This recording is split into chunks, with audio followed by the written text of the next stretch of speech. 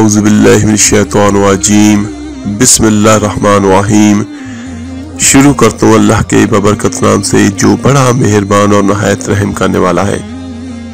अस्सलामु अलैकुम वरहमतुल्लाहि वबरकातुहू। मेरे अजीज भाइयों और बहनों, कैसे आप सब? उम्मीद है खैरियत से होंगे।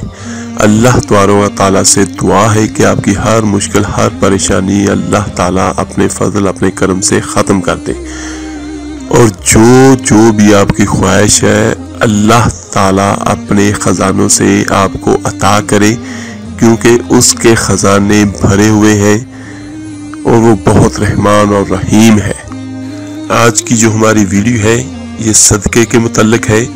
आज मैं आपको बताऊंगा कि सबसे बेहतरीन सदका कौन सा है और उसको हम कैसे अदा करेंगे, किस किस को अदा करना बेहतरीन है और उससे हम कैसे फ़ायदा हासिल करेंगे।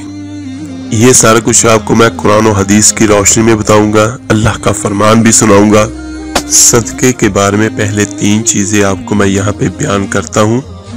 पूरी कायनात की सदाकत जमा हो जाए, क्या रसूल अल्लाह सल्लल्लाहु अलैहि वसल्लम की एक बात की सदाकत का मुकाबला हो सकता है?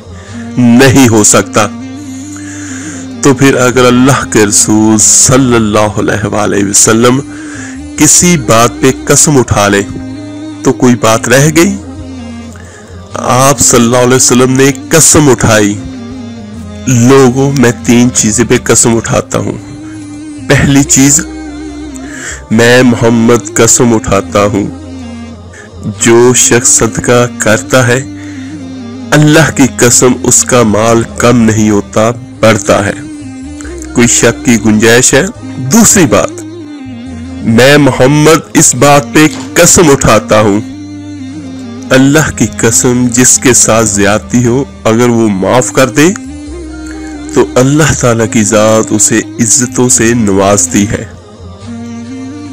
तीसरी बात, जो कशकोल और गिदाकरी लोगों के सामने करता है, अपनी जरूरियात का रुख अल्लाह की तरफ नहीं करता, अल्लाह की कसम अल्लाह उस पर फकीरी के दरवाजे और खोल देता है। एक बात याद रखने वाली है, जिस शख्स के जहन में ये बात है कि सदका करने से माल कम होगा, इस हदीस की रोशनी में अल्लाह के रसूल सल्लल्लाहु अलैहि वसल्लम ने कसम उठाई है, उसका माल कम नहीं होता, ज्यादा होता है। और दूसरी एक और बात मैं आपको यहाँ पे बयान करता हूँ, अगर दुनिया में कोई भी मुकाबला हो तो कौन जीतेगा? जिसके पास माल और दौलत ज्यादा है। और अगर अल्लाह की जात ये फरमाए, मेरे बंदे आओ मुझसे मुकाबला करो, तुम मेरी राह में खर्च करो, मैं तुम पे खर्च करूंगा, तो कौन जीतेगा? हदीस कुदसी है, ऐ इब्ने आदम तुम मेरी राह में खर्च करूं, मैं तुम पे खर्च करूंगा। तो इसमें यह मुकाबला है खालिक और मखलूक का, तो कौन जीतेगा इसमें? कोई भी ऐसी जात है जो अल्लाह तबारक व तआला को हरा दे? कोई नहीं। नबी दो जहां सल्लल्लाहु अलैहि वसल्लम ने हजरत बिलाल रज़ियल्लाहु अन्हु से फरमाया, अनफिक वला तहशा मिन ज़िला अर्शी इकलाला, खर्च करो, अल्लाह के खजाने का खत्म होने का खौफ ना खाओ। अल्लाह के खजाने इतने हैं। हदीस कुदसी में आपको यहाँ पे बयान करूं,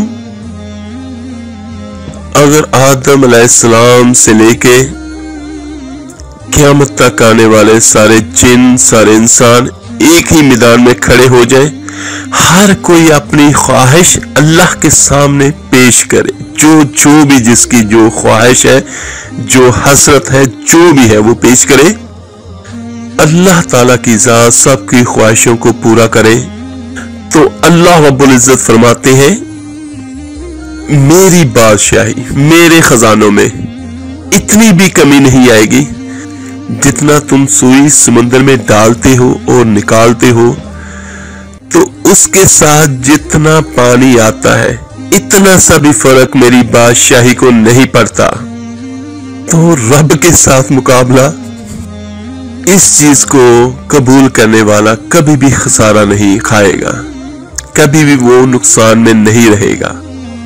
ये वाह चीज है। तीसरी बात, आज दुनिया में इंसान जिसकी चाहे मिन्नत कर ले, तुम मेरे लिए दुआ करो, कोई बंदा भी ये यकीन दिला सकता है कि उसकी दुआ कबूल होगी? नहीं। लेकिन फरिश्ते जब दुआ करते हैं तो अल्लाह की जात रद्द नहीं करती। और उसका राज क्या है?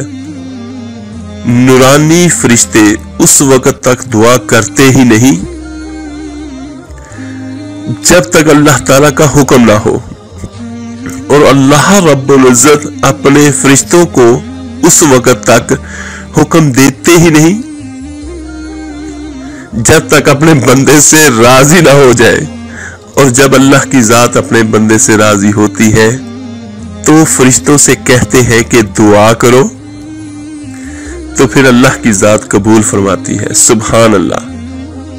और सही बुखारी और मुस्लिम की रिवायत है, 2 फरिश्ते हर रोज अल्लाह की तरफ से नाज़िल होते हैं। इनमें से एक दुआ करता है, ए अल्लाह, जो तेरी राह में माल खर्च करता है इसके माल में बरकत फरमा।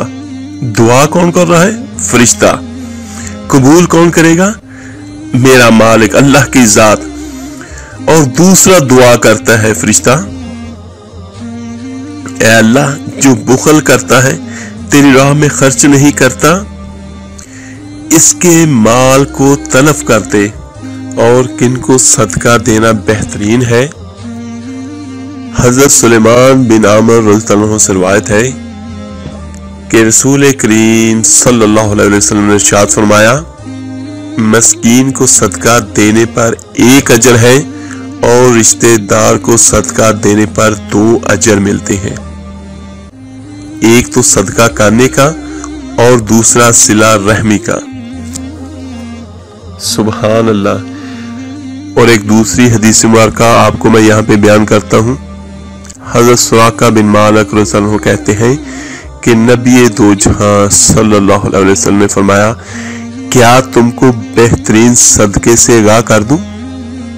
वो अपनी इस बेटी के साथ हुस्ने सलूक है जो तेरी तरफ वापस कर दी गई, यानी इसके शौहर ने उसको तलाक दे दी या वो मर गया, और तेरे सिवा अब इसके लिए कोई भी कमाने वाला नहीं है। ये इब्ने माजा की हदीस मुबारका है। मेरे अजीज भाइयों बहनों, सदका देने का दुनिया में भी हमको बेहतरीन फायदा अल्लाह की जात अता करेगी और आखिरत में भी करेगी।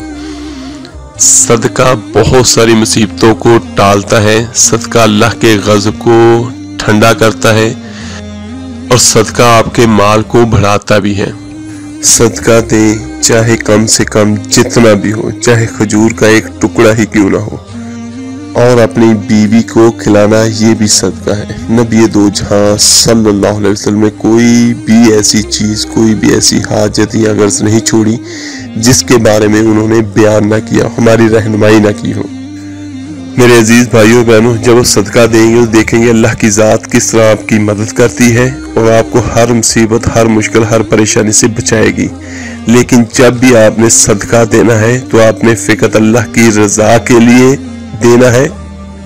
सबसे बेहतरीन सदका वो है जो छुपा के दिया जाए और सिर्फ अल्लाह की रजा के लिए हो। और किसी भी जानदार को खिलाना जो है वो बहुत सवाब है। ज्यादा बेहतर ये है किसी भी जानदार को खिला दें जो लोग बाहर कहीं फेंक देते हैं, कहीं कब्रिस्तानों में। उससे बेहतर ये है कि किसी को खिला दें। सबसे बेहतर ये है किसी भी जानदार को खिलाना। जब कोई भी किसी को खाना खिलाता है तो अल्लाह की जात बहुत खुश होती है और उसका अजर भी बहुत ज्यादा देती है। और किसी भी जानदार से अफजल ये है कि किसी इंसान को खिलाना, और इंसानों में से अफजल ये है कि किसी मुसलमान को खिलाना, और इनमें भी सबसे अफजल जो है वो है किसी मुसलमान कैदी को खाना खिलाना। मेरे अजीज भाइयों और बहनों, जब सदका देने लगते हैं تو اپنے والدین کا، اپنی اولاد کا، اپنے سب رشتہ داروں کی طرف سے بھی آپ صدقہ کر دیا کریں اسی ایک میں، کیونکہ آپ اگر کسی کو 1 روپیہ بھی صدقہ کرتے ہیں اپنا، اس میں آپ سبھی کو شامل کر لیتے ہو، کسی کا بھی ثواب کم نہیں ہوتا اور آپ کو اس کا بہت زیادہ اجر ملے گا۔ صدقے سے بلائیں دور ہوتی ہیں، مصیبتیں دور ہوتی ہیں۔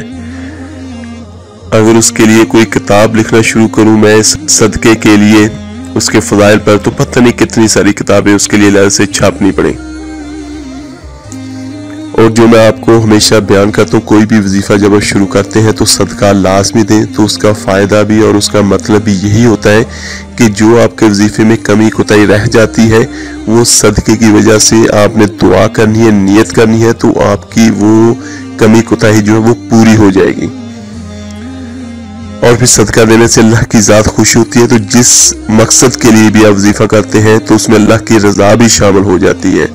صدقے کا فائدہ دنیا اور آخرت میں ہمیں دونوں جگہوں پر ملے گا، اور سب سے بہتر یہ ہے کہ پہلے اپنے گھر میں دیکھیں، اپنے عزیزوں کو دیکھیں، اپنے ہمسایوں کو دیکھیں۔ چلے میرے عزیز بھائیوں اور بہنوں، میں نے آپ کو بہت تفصیل کے ساتھ صدقے کے فضائل اور فضیلت بیان کی ہے۔ اگر پھر بھی کسی چیز کی کمی رہ گئی ہو تو آپ نیچے کمنٹس میں مجھ سے پوچھ سکتے ہیں۔ اللہ تبارک و تعالیٰ سے دعا ہے کہ آپ کی ہر مشکل، ہر پریشانی دور کریں۔ میرے لیے دعا کیجیے گا، میں آپ کے لیے دعا کروں گا۔ اس کو لائک، سبسکرائب اور شیئر ضرور کیجیے گا۔ آپ کے ایک شیئر کرنے سے جو کوئی صدقہ دے گا اس کا ثواب اور اس کا اجر اللہ کی ذات آپ کو، مجھے، ہم سب کو عطا کرے گی۔ چلیں ملتے ہیں جلدی انشاءاللہ تعالیٰ ایک نئے وظیفے کے ساتھ۔ اپنا بہت بہت خیال رکھیے گا۔ اللہ حافظ۔